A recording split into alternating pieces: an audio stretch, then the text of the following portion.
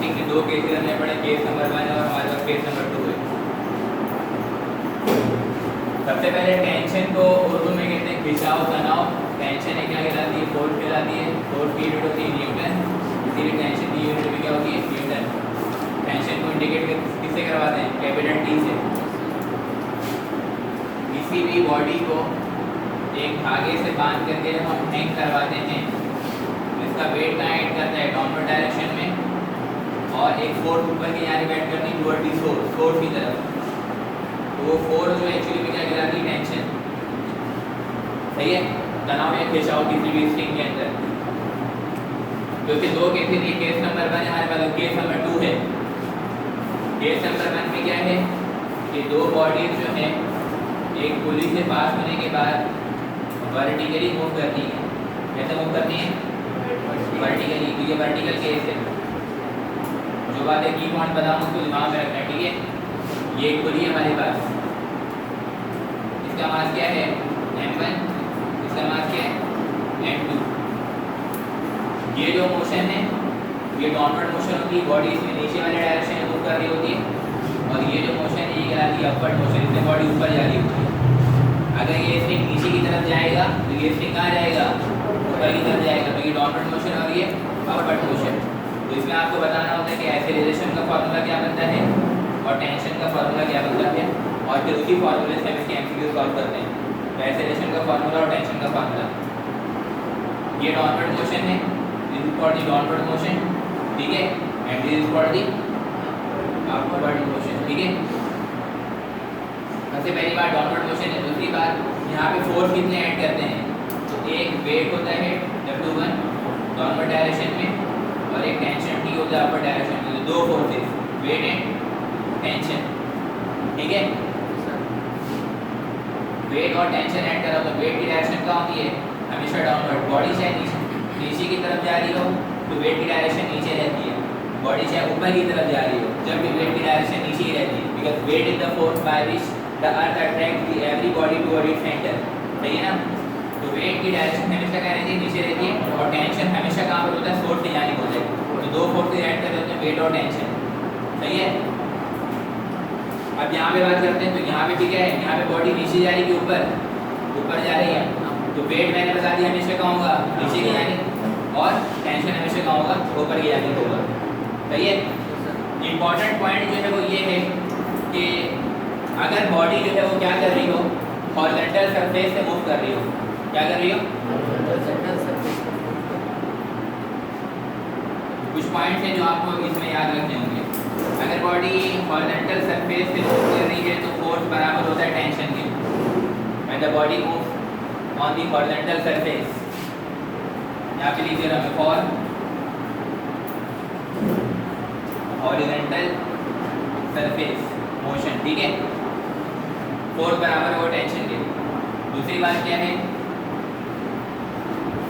कि वेट ज़्यादा हो सकता है टेंशन से, और तीसरी बात क्या है? टेंशन ज़्यादा हो सकता है वेट से। वेट कब ज़्यादा होगा? वेट जब ज़्यादा होगा अगर बॉडी डाउनवर्ड डायरेक्शन में मूव कर रही है, ठीक है ना? When the body accelerates in downward direction, ठीक है। अगर बॉडी कहाँ जा रही है? नीचे की तरफ, तो वेट ज़्यादा टेंशन कम। सही है। अगर बॉडी एक्सेलरेट कर रही है कहाँ पे? अपवर्ड डायरेक्शन में, तो टेंशन ज़्यादा वेट कम। इसमें क्या हो जाएगा? एक्सेलरेट्स इन, ये सारे पॉइंट जो आपको मालूम होने चाहिए, ठीक है। कब वेट ज़्यादा होगा, कब टेंशन ज़्यादा होगा, कब फोर्स और टेंशन आपस में बराबर होंगे। Force and tension will be equal to each other when the body move on the horizontal smooth surface वाला केस अभी हम देखेंगे, ठीक है। कब फोर्स और टेंशन आपस में बराबर होते हैं? वेट ग्रेटर होता है टेंशन से। इसमें क्या कंडीशन है कि बॉडी एक्सेलरेट करती है डाउनवर्ड डायरेक्शन में। कोई भी बॉडी नीचे जा रही है तो नीचे जाने की वजह यही है कि उसका वेट ज़्यादा हो चुका है, टेंशन कम होगा। टेंशन में किसको कह रहा हूँ? टेंशन स्ट्रिंग के अंदर तनाव या खिंचाव जो प्रोड्यूस होता है उसको क्या कहते हैं? टेंशन। सही है ना? अब एक यहाँ पे क्या देखा? Tension is greater than weight. Tension ज़्यादा होगा और वेट कम होगा। उसके लिए कंडीशन क्या है कि बॉडी कहाँ मूव कर रही होगी? Upward direction. अब यहाँ पे देखते हैं, यहाँ पे बॉडी कहाँ जा रही है? नीचे। जिसमें वेट ज़्यादा होगी टेंशन, वेट ज़्यादा टेंशन कम। सवाल पूछ सकते हैं इस तरीके से, ठीक है। और उसके बाद इस बार देखो ये बॉडी कहाँ जा रही है, ऊपर के नीचे, ऊपर की तरफ, तो कौन सी कंडीशन सेटिस्फाई होगी, टेंशन ज़्यादा वेट सही है। इसमें एक्सेलरेशन का फॉर्मूला जो बनता है वो होता है m1 - m2 g divided by m1 + m2, m1 - m2 g divided by m1 + m2. This is the formula when the two bodies of masses m1 and m2 passing through the frictionless pulley and moves vertically downward. अगर body vertically move कर रही है तो उसकी acceleration का formula ये होता है m1 - m2 g divided by m1 + m2, ठीक है। और इसमें टेंशन का जो फॉर्मूला होता है ये होता है 2m1 m2 g divided by m1 + m2। Book है ना आप लोगों के पास, टेंशन का फॉर्मूला देखो यही है 2m1 m2 g divided by m1 + m2।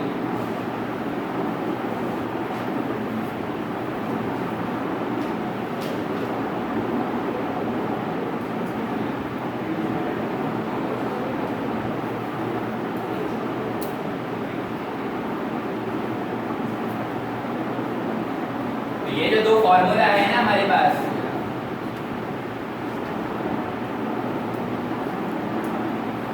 ये फॉर्मूला आपको याद होना चाहिए और केस के लिहाज से याद होना चाहिए। अगर बॉडी वर्टिकली मूव करे तो फॉर्मूला ये है। अब इससे रिलेटेड क्वेश्चन होते हैं, ठीक है, जो हमारे बुक में मेंशन है। तो ये केस नंबर 1 है। केस नंबर 1 क्या है, ये केस नंबर 1 के लिए सही है। केस नंबर 1 के नीचे काम हो रहा है ना, केस नंबर 1 के लिए a = m1 - m2 g divided by m1 + m2 और टेंशन का फॉर्मूला क्या है 2m1 m2 g divided by m1 + m2 where g is for the gravity 9.8 metre पर सेकंड स्क्वायर। दो मासेस हैं जो मान की वैल्यू को यहाँ पुट कर लेंगे, सॉल्व करेंगे, एक्सेलरेशन आ जाएगा। सही होगी बात ये।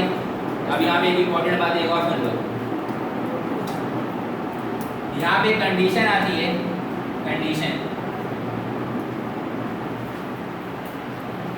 ये कभी कभार ऐसा भी होता है कि इसको इस तरीके से पूछते हैं कि ये जो मास हमने m1 रखा है इसका नाम बता देते हैं कैपिटल M। क्या बता देते हैं, कैपिटल M। और ये जिसका नाम मास हमने m2 रखा है इसका नाम बता देते हैं स्मॉल m। क्या बता देते हैं, स्मॉल m। ये कैपिटल M, दूसरा स्मॉल m। और ये बता देते हैं कि m बराबर है किसके, सही है। अगर ऐसी कंडीशन होगी कि ये वाला मास कैपिटल M है और ये वाला मास स्मॉल m है और ये जो कैपिटल है तो वो एक्चुअली में 3 टाइम ऑफ m के बराबर है, तो आप जब आप प्रूफ करते हो ना तो एक्सेलरेशन बनता है हमारा a = हाफ ऑफ ग्रेविटी। कितना बनता है, a = हाफ ऑफ ग्रेविटी। तब अगर ये वाला मास क्या हो जाए, कैपिटल M हो जाए, ये वाला मास क्या हो जाए, स्मॉल m हो जाए, तो इस कंडीशन को फॉलो करते हुए जब हम सॉल्व करेंगे, देखो यहाँ पर है ना m1 की जगह क्या रहेगा, कैपिटल M, और यहाँ पे क्या रहेगा, स्मॉल m। यहाँ पे m1 की जगह क्या रहेगा, कैपिटल M, और इसकी जगह क्या रहेगा, स्मॉल m। अब ये जो m वो किसके बराबर है, 3m की। तो ये देखो ये हो जाएगा 3m माइनस ये क्या हो जाएगा m डिवाइडेड बाई ये क्या हो जाएगा 3m और फिर क्या बचेगा प्लस m, ये आएगा ना। और बाहर क्या है g, तो बाहर क्या रहेगा यहाँ पे, सही है। 3m माइनस m कितना बचेगा, 2m। यहाँ लिख दो 3m माइनस m कितना बचेगा, 2m। और नीचे 3m प्लस m कितना बचेगा, बचेगा कि नहीं। और बाहर क्या बच रहा है, m से m, 2/2। ऊपर कितना बचा, नीचे कितना बचा, 2। एक्सेलरेशन कितना आया, हाफ ऑफ ग्रेविटी। एक्सेलरेशन आया हाफ ऑफ ग्रेविटी। बात समझ में आई है।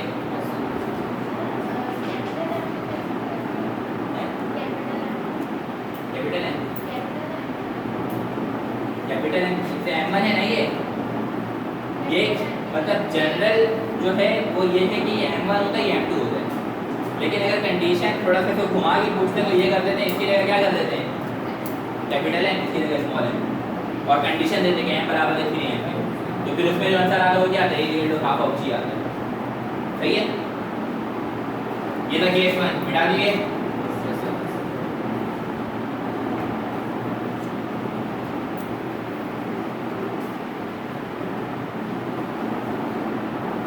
सारी बातें जो इम्पोर्टेंट है, फोर्स टेंशन के बराबर कब होगा, वेट ज़्यादा कब होगा, टेंशन कम कब होगा, टेंशन ज़्यादा कब होगा वेट से, ठीक है ना। अगर बॉडी मूव कर रही है तो कितने कितने के फोर्स ऐड कर रहे होते हैं, ठीक है।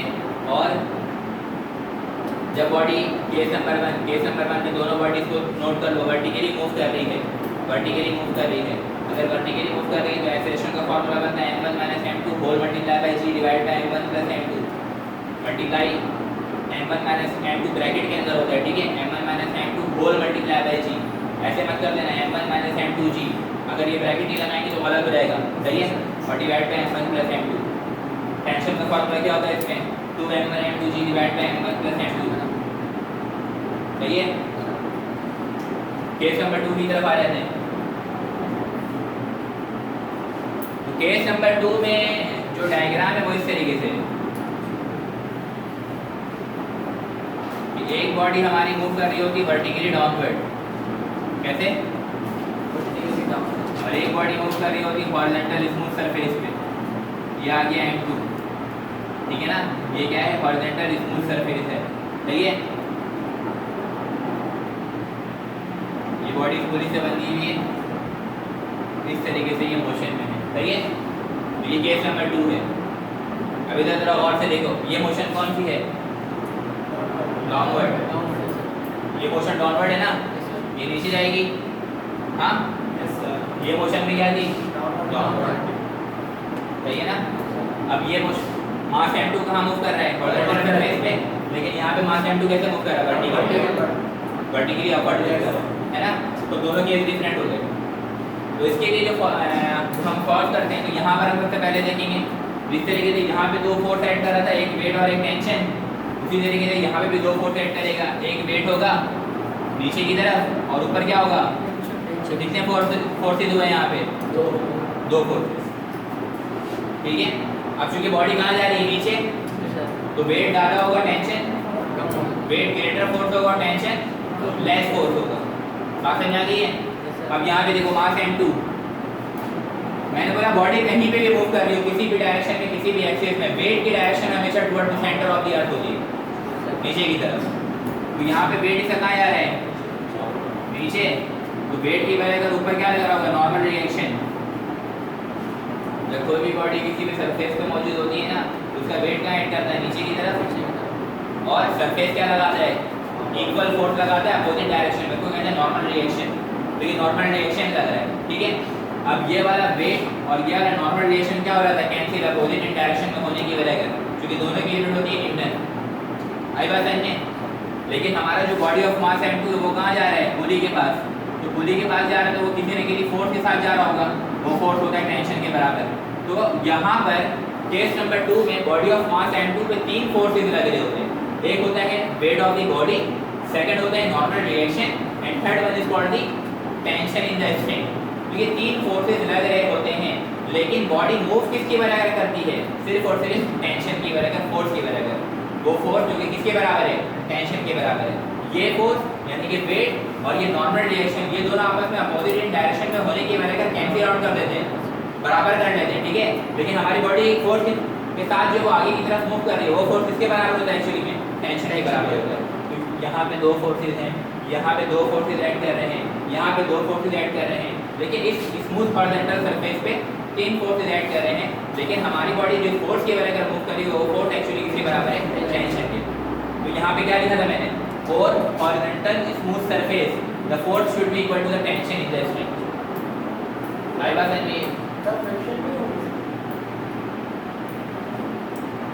फ्रिक्शन फोर्स जो है वो बॉडी के मोशन को क्या कर रहा था, अपोज कर रहा होता है, फ्रिक्शन फोर्स ऐड कर रही होगी। लेकिन हम यहाँ पे बात कर रहे थे बॉडी जिसकी वजह से मूव कर रही है, ठीक है ना, बॉडी जिसकी वजह से मोशन प्रोड्यूस कर रही है। फ्रिक्शन की वजह से बॉडी रेजिस्टेंस प्रोड्यूस करती है, मतलब बॉडी रुकती है, ठीक है। तो यहाँ पे बॉडी के मोशन को कंसीडर करना है, ठीक है। तो इसके लिए एक्सेलरेशन का फॉर्मूला आता है, इसके लिए भी, और एक टेंशन का फॉर्मूला आता है। एक्सेलरेशन में बराबर होता है,